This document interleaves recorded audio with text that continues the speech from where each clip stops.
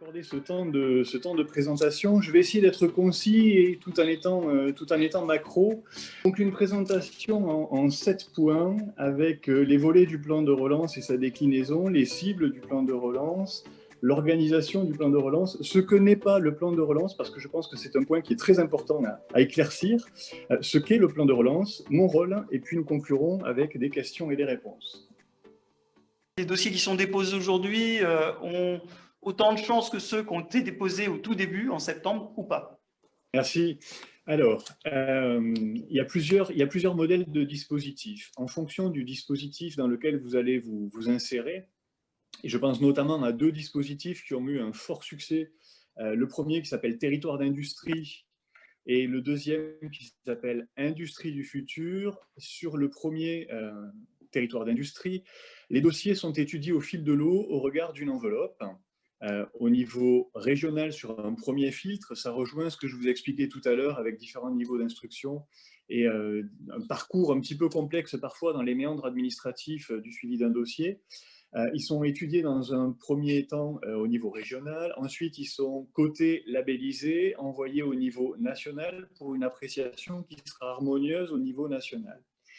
Les délais sur territoire d'industrie quant à l'éligibilité des dossiers, ceux qui ont été ceux qui ont été enregistrés l'an dernier, excusez-moi, ont pratiquement tous, pour ceux qui avaient été déposés dans ce dispositif-là avant le mois de décembre, ont pratiquement tous été instruits. Maintenant, reste le dimensionnement et l'affectation des enveloppes. Et là, ce sera peut-être un tout petit peu plus compliqué. C'est des dispositifs qui s'adaptent au fil de l'eau. Donc, Industrie du futur, la visibilité aujourd'hui, ce serait des fins d'instruction au mois de mai-juin, avant une réouverture possible du guichet avec une enveloppe et une équipe qui va être surabondée, une enveloppe élargie à partir du mois de juillet.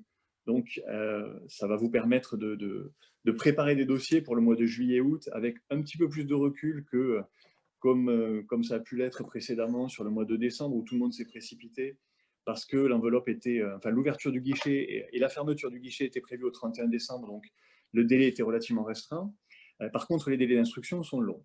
Sur territoire d'industrie, l'enveloppe nationale a été déclinée au niveau régional et il y a des attributions qui sont en cours.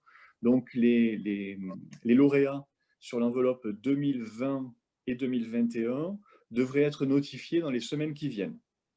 Par contre, il est très compliqué, lorsque le guichet ouvre, et ça fait partie des remontées que nous avons faites au niveau national, de savoir quelle sera la date de notification d'une réponse, qu'elle soit positive ou pas, après des délais d'instruction qui peuvent s'avérer parfois complexes. Est-ce qu'aujourd'hui, on a une petite idée de la méthode qui a été appliquée par le passé et de celle qui va venir sur ces répartitions?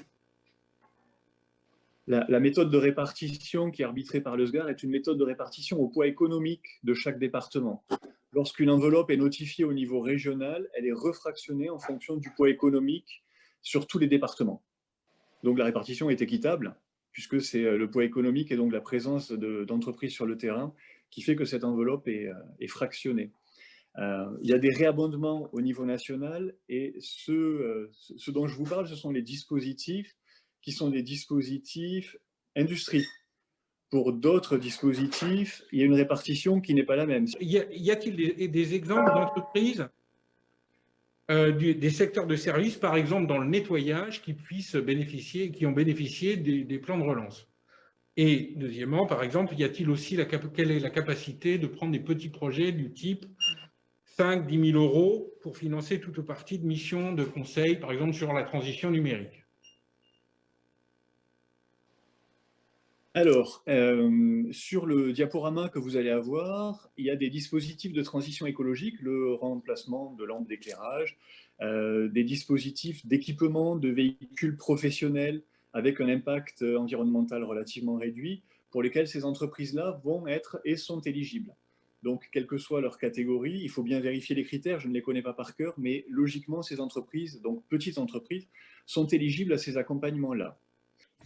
Oui, il y a des dispositifs, excusez-moi, il y a des dispositifs d'accompagnement à la transition numérique des toutes petites, des TPE et des PME qui existent.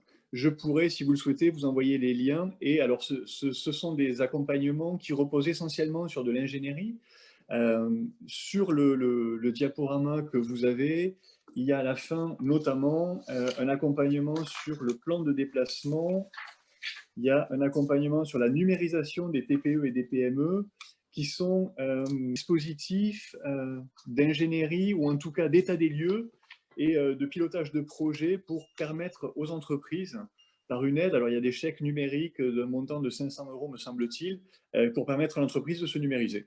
Comment trouver les critères d'éligibilité et comment où déposer le dossier? Alors, je vais essayer de vous faire une réponse qui soit à la fois précise et générale. Je vous dirais que ça dépend des appels à projets.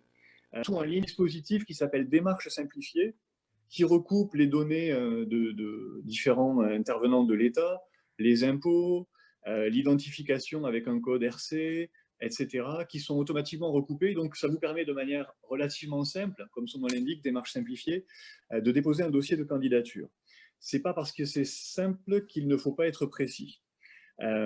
Et globalement, sur Internet, et si vous le souhaitez, je peux vous faire parvenir des liens en fonction des appels à projets dans lesquels vous souhaitez vous inscrire, on trouve toutes les mesures d'accompagnement.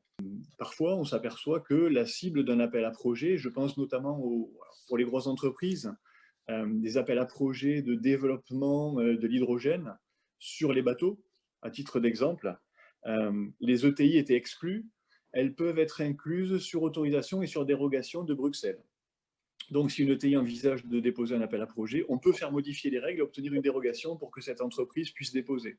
C'est aussi le rôle que je revêt, d'essayer de faire remonter les difficultés sur des appels à projets.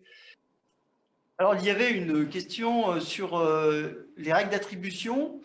Au tout début du plan de relance, il y a eu une communication autour du fait que c'était premier inscrit, premier servi. Est-ce que c'est toujours le cas? Alors, ça recoupe les dispositifs que j'ai décrits précédemment. Il y a soit le guichet. Le principe du guichet, c'est je suis éligible, je remplis les conditions, je serai servi de toute façon, et on n'est pas sur le premier arrivé, premier servi, en fait, on est sur je suis éligible et je serai servi parce que le guichet a été suffisamment dimensionné. C'est la problématique que j'évoquais tout à l'heure avec le guichet Industrie du futur, ou l'appel à projet qui là est un concours, et ce n'est pas le premier arrivé, premier servi, ce sera le meilleur dossier, ou en tout cas la candidature la plus pertinente qui sera retenue. Le principe du premier arrivé, premier servi, à ma connaissance, est en train de s'écarter de ces dispositifs-là. Il a pu exister par le passé, mais il est en train de s'écarter de ces dispositifs-là parce qu'il y a des bons projets qui vont nécessiter un petit peu de temps et un petit peu de travail et qui ne pourront pas être déposés dès le départ. La crainte des autorités d'instruction, c'est qu'on ait des dispositifs, de par la mauvaise expérience qui a été faite sur Industrie du futur, qui vont beaucoup de temps et drainer beaucoup de déceptions. Et l'idée, c'est de ne pas renouveler ce type de dispositif-là et donc de faire un filtre en évitant qu'on ait premier arrivé, premier servi, même si ça peut être le sentiment de certaines entreprises, et notamment celles qui ont déposé des candidatures dès le début de l'ouverture du guichet et qui, de par le flux, seront forcément les premières servies. Mais ce ne sera pas une sélection qui sera faite au dimensionnement de l'enveloppe et en ne servant que les premières entreprises qui ont déposé. Bien, la question suivante est celle-ci. Est-il encore opportun, du coup, de déposer, à date d'aujourd'hui, des dossiers dans le territoire d'industrie, par exemple, le guichet étant ouvert, sauf erreur? Je vous remercie. Oui, il est opportun parce que les délais d'instruction sont relativement longs, mais les enveloppes sont réabondées et au regard des difficultés qui ont été identifiées, les enveloppes ont été élargies. Donc oui, il est opportun, si votre projet répond aux conditions d'éligibilité, de déposer, parce que à chaque vague d'attribution des fonds, vous avez la possibilité de bénéficier de fonds dans le cadre de territoires d'industrie. Très bien, une nouvelle question que j'aurais pu vous poser il y a quelques semaines, mais je pense qu'on en a déjà discuté. Le refus est-il motivé quand il a lieu? Et y a-t-il des recours pour des dossiers qui seraient refusés? Très bonne question. Le refus est argumenté et il n'est pas motivé. C'est une aide, donc ce n'est pas un droit, c'est un accès à un service complémentaire qui ne s'inscrit pas dans le droit. Donc, à ma connaissance, il n'y a pas de recours. L'entreprise peut faire un recours amiable face à une décision administrative. Alors, on rentrait dans le cadre du droit public. Je ne suis pas sûr que ça fasse plus avancer le dossier. Globalement, les dossiers sont étudiés par des professionnels de l'économie qui reprennent des critères, qui objectivent et qui hiérarchisent. Et globalement, ce qui peut s'instaurer, c'est plutôt un dialogue de gestion, voire un dialogue de réorientation. C'est ce qui m'arrive avec des entreprises qui sont refusées. Et je crois que c'est ce dont on avait échangé. Soit une réorientation sur un autre dispositif, soit un accompagnement sur des institutions ou des entreprises de financement pour faire financer, non pas dans le travers, ou en tout cas sur l'axe d'une subvention, mais sur l'axe d'un emprunt, pour que le projet puisse être mené si l'entreprise envisage de le mener. Comment les entreprises du bâtiment peuvent-elles profiter concrètement du plan de relance? Je pense que vous y avez répondu partiellement par… Mais là, je pense que ça l'est. Oui. Alors, il y a les dispositifs qui sont propres aux entreprises du bâtiment, c'est-à-dire qu'une entreprise qui va modifier son mode de déplacement va bénéficier d'une aide à la conversion de ses véhicules. Les entreprises du bâtiment sont celles pour lesquelles il y a le plus de fonds indirectement alloués. Qu'est-ce que j'entends par là? C'est les entreprises du bâtiment qui vont procéder notamment à la rénovation thermique des bâtiments publics par le biais d'achats publics et pour lequel de grosses enveloppes sont injectées. Les collectivités vont avoir… alors, je vais parler pour le Finistère parce que ce sont les chiffres que je maîtrise parce que je les ai lus ce matin. La rénovation thermique des bâtiments de l'État, c'est 17 millions d'euros. Donc, c'est 17 millions d'euros qui vont être injectés dans l'économie par le biais des entreprises du bâtiment, notamment.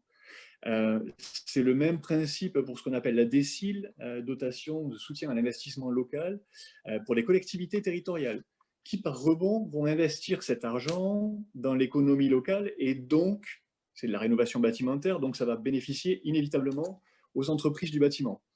Le souci qu'on peut rencontrer aujourd'hui, c'est le décalage temporel. C'est-à-dire que les fonds vont être notifiés aux collectivités début avril. Le temps de passation des marchés publics, ils seront injectés sous réserve que les travaux puissent être accomplis très rapidement à partir du mois de juin-juillet. Mais les entreprises du bâtiment sont, entre guillemets, les premières bénéficiaires des mesures de rénovation thermique des entreprises, des collectivités, et de tous les dispositifs d'accompagnement du volet écologique, qui fait quand même 33 milliards, du plan France Relance. Qui instruit les dossiers? Alors, je pense que c'est peut-être différent en fonction des axes. Et quels sont ces délais d'instruction aujourd'hui? Alors, qui instruit les dossiers? Je vais vous faire une réponse alambiquée. Ça dépend du dossier. Globalement, il y a un premier niveau d'instruction qui est fait par la BPI et qui est fait au niveau régional, qui vérifie l'éligibilité du dossier. La BPI s'assure que l'entreprise qui a déposé un dossier est en règle vis-à-vis de ses déclarations fiscales, vis-à-vis de l'acquittement de son impôt, vis-à-vis des budgets et des bilans déposés. Je prends le cas le plus général des domaines industriels. Ce n'est pas valable pour tout, c'est en tout cas valable pour les domaines industriels. Et c'est donc la directe, au niveau régional, la direction régionale de l'emploi, de la concurrence, de la consommation, qui fait un premier niveau d'instruction de ce dossier-là. Si ce dossier est enregistré comme valide, donc éligible, il est transmis pour les plus gros dossiers, ou en tout cas les dispositifs industrie les plus importants, à Bercy, et Bercy décide de la pertinence du dossier. C'est là que se pose la question de l'opportunité du projet. Si ce projet est jugé opportun au regard de l'ensemble des projets nationaux qui sont transmis à Bercy, le dossier est retransmis à la BPI pour une étude plus approfondie au regard du business plan et de tous les composants autres que la désignation de l'entreprise et sa carte d'identité en fait. Ça, c'est pour les dispositifs industrie. Pour d'autres dispositifs, les dispositifs agricoles, c'est la direction départementale des territoires et de la mer qui va étudier les entreprises agricoles, le premier niveau d'instruction, la labellisation entre guillemets sur la carte d'identité et la transmission après à la DRAF pour une étude plus approfondie. En fonction des dispositifs dans lesquels vous allez vous inscrire, ça passe par les services de l'État en premier lieu, une instruction financière qui est souvent finalisée et réalisée par la BPI et une transmission après pour l'opportunité en centrale. Sur les délais, je ne pourrais pas m'engager avec une réponse sérieuse en vous disant ça prend 3 semaines. Je ne sais pas. Ça dépend des dispositifs, ça dépend des entreprises et ça dépend du point d'entrée. Les difficultés qu'on a soulevées, c'est qu'aujourd'hui, une entreprise du territoire peut déposer un dossier sans que je sois informé que cette entreprise a déposé un dossier. Et maintenant que j'ai pris mes fonctions depuis bientôt 1 mois et que je suis identifié, c'est à moi que l'entreprise va demander où en est son dossier par mail, par téléphone. Enfin voilà, on réussit globalement à me contacter en me disant j'ai déposé un dossier, ça fait 6 mois, est-ce que vous pourriez me dire où il en est? Donc n'hésitez pas à me solliciter, mais rassurez-vous, je n'hésiterai pas à vous solliciter également et je vous remercie de votre appel et de votre accueil.